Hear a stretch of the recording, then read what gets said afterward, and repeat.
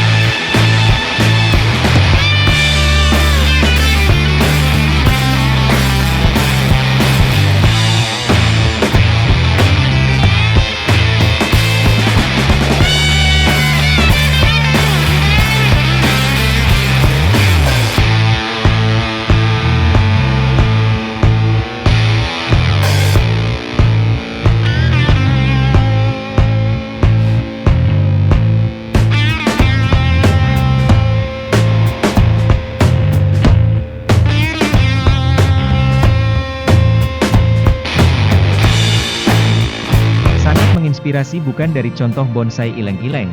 Bagi teman-teman yang mau coret-coret untuk terus dukung channel Ngeluyuk Bonsai, silahkan tulis di kolom komentar di bawah. Terima kasih. Oke, cukup sampai di sini perjumpaan kita teman-teman. Billahi taufik wal hidayah. Wassalamualaikum warahmatullahi wabarakatuh.